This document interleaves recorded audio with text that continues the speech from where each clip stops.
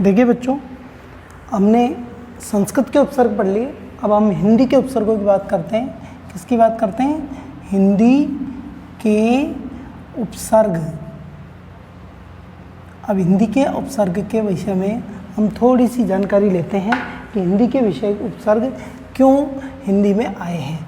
तो देखिए, संस्कृत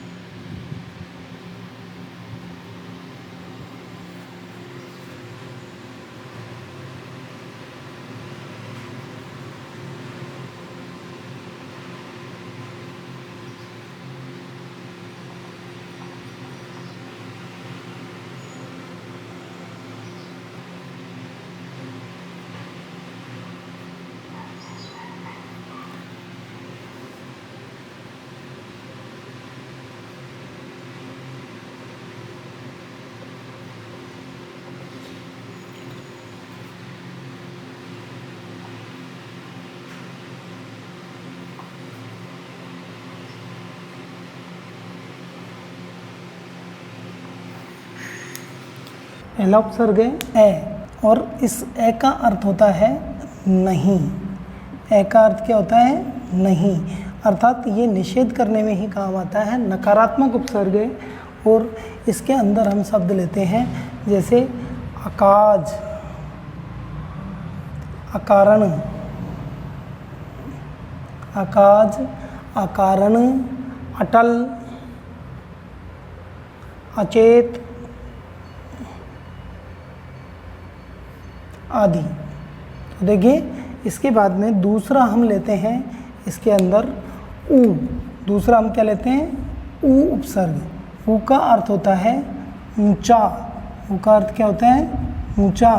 अब इसके उदाहरण लेते हैं हम, जैसे उछलना, उछालना या उछलना, उथला, उथला, उजड़ना, उजड़ना। और शब्द लेते हैं हम उचक्का आदि। अब देखिए, इसके बाद में अगला लेते हैं हम औ। औ उपसर्ग। औ का अर्थ क्या होता है? बुरा। औ का अर्थ क्या होता है? बुरा या नीचे, बुरा या नीचे। अब इसमें अवगुण, अवगुण, औशर, औ सर, ओ तार। देखिए, इनमें जितने भी शब्द आ रहे हैं वो सारे के सारे शब्द तद्भव है। और जैसे एक शब्द है औरत, औरत में भी औ उपसर्ग है। अच्छा, अगला हम शब्द लेते हैं, इसके बाद में अगला उपसर्ग लेते हैं अन। अन, अन पूरा वाला अन। देखिए, इसमें दो तरह के अन हैं। एक अन हलंत वाला है, दोनों को साथ साथ लेंगे हम। पहले हम पूरा वाला अन लेते हैं। इसका अर्थ क्या होता है? बिना। इनका अर्थ क्या होता है? बिना या रहित। अब इसमें अन में हम लेते हैं, जैसे शब्द लेते हैं अनपढ़, अनपढ़, ठीक है। अन सुनी, अनदेखी, अनजाना आदि। अब देखिए, दूसरा हम इसी के साथ में लिख लेते हैं, दूसरा उपसर्ग अन। अब इसमें न हलंत है और ये दोनों अलग अलग है। इसका भी अर्थ बिना होता है। इसमें शब्द आता है जैसे बिना,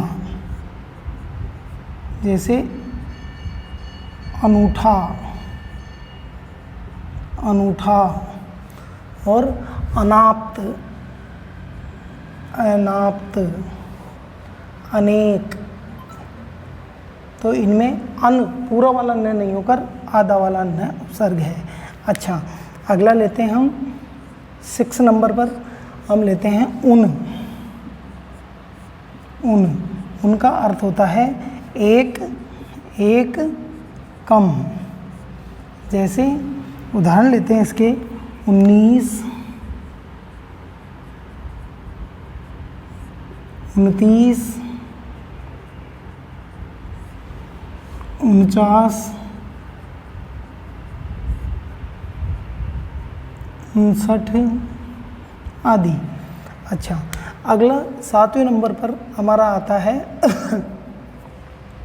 अध। 7वें नंबर पर हम ले लेते हैं किसको? अध। और अध का अर्थ होता है आधा। अध का अर्थ क्या होता है? आधा। अब इसमें हम अध में अधमरा,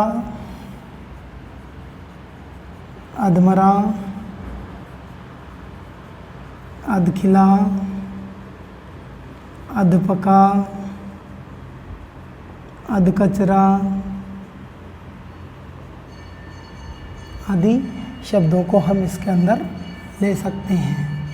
चलिए अगला उपसर्ग हम लेते हैं। 8वें नंबर पर जो आता है वह है या तो कै या फिर कु, और कै या कु। अब इन दोनों का ही अर्थ क्या होता है? बुरा या फिर कठिन होता है। बुरा या कठिन। अब जैसे कैसे हम शब्द लेंगे? कपूत। कैसे हम लेंगे? कपूत। और कु से लेंगे कुकर्म, कुढ़ाल, कुटेव, कुचाल आदि। तो चलिए अगला हम शब्द लेते हैं 9वें नंबर पर जो आता है वो लेंगे हम नी। अब नी का अर्थ वहाँ भी पढ़ा आपने, क्या होता है? विपरीत। पर अंतर ये है कि यहाँ पर हम तद्भव शब्दों को लेंगे, वहाँ हमने तत्सम शब्द लिए थे। निहत्था, निहत्था, निपट, निपैट, निपुता, निठोरा, ऐसे शब्द यहाँ पर आ जाएंगे। अब आगे चलते हैं हम आगे। के बाद में आता है 10वें नंबर का अध। अधय। अधय का अर्थ होता है नीचे। अधय का अर्थ क्या होता है? नीचे। अब इसके उदाहरण ले लेंगे हम। पहले हम शब्द लिख लेते हैं और कौन कौन से हैं। जैसे से या फिर सु, तो इसका अर्थ क्या होगा? अच्छा। अच्छा। फिर 12वें नंबर पर हम लेते हैं भर। और भर का अर्थ होगा, भर का अर्थ होगा भरा हुआ। भर का अर्थ क्या होगा? भरा हुआ। अब इसके उदाहरण लेते हैं हम। पहले उदाहरण लेते हैं, अध के उदाहरण लेते हैं। तो इसमें शब्द आएंगे अधो, अधोपतन, अधोमुख, अधोमुख, अधोवस्त्र, अधोवस्त्र। अच्छा, आगे से और सु के उदाहरणों में हम लेते हैं। जैसे सपूत, सफल। से के उदाहरण। सु के उदाहरण हम लेते हैं तो उसमें आ जाएगा सुजन, सुघड़ आदि। तो देखिए भर के हम उदाहरण लेते हैं तो भर के अंदर जैसे भरपूर, भरसक, भरमार, भरकम आदि। अच्छा, अगला लेते हैं हम। जैसे 13 नंबर पर आता है चौ उपसर्ग। चौ, चौ का अर्थ होता है चार। इसी के साथ हम ले लेते हैं ती उपसर्ग। ती का अर्थ होता है तीन। और उसके बाद में ले लेते हैं दू उपसर्ग। दू का अर्थ होता है दो। तो देखिए इसमें चार में चौराहा, चौमासा,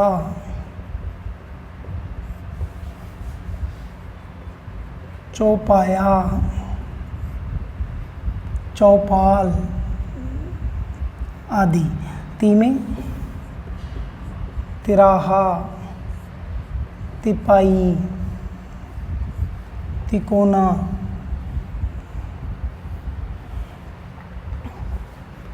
आदि।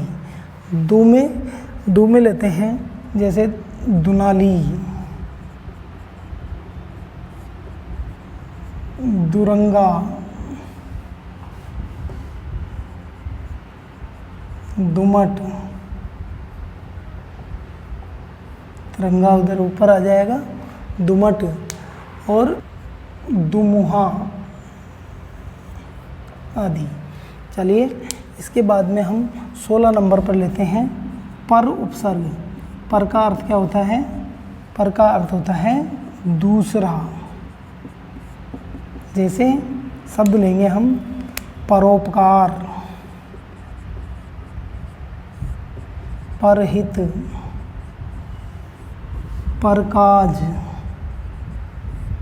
परपीड़ा आदि। अब देखिए अगला शब्द हम लेते हैं 17वें नंबर पर के बाद में बिन उपसर्ग।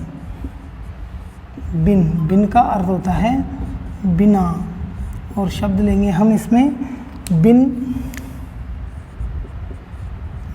बोया, बिन ब्याहा, बिन खाया, बिन देखा आदि। इसके बाद में बिन के बाद में हम अगला शब्द लेते हैं चिर, और इस चिर का अर्थ होता है सदैव।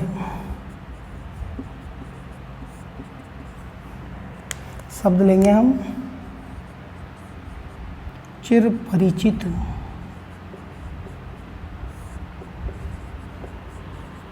चिरकाल,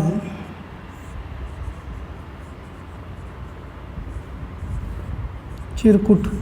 चिरकुट का होता है फटा हुआ टाँट का कपड़ा, यानी फटा हुआ टाँट। और हम ले लेते हैं सब चिरजीवी, चिरजीवी। अगला शब्द लेते हैं हम 19 नंबर पर परा,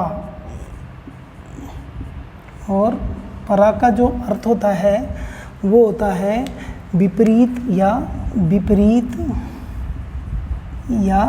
पीछे, विपरीत या पीछे। तो इसमें शब्द ले लेते हैं हम पराभव, पराक्रम, पराकाष्ठा आदि। चलिए आगे चलते हैं हम 19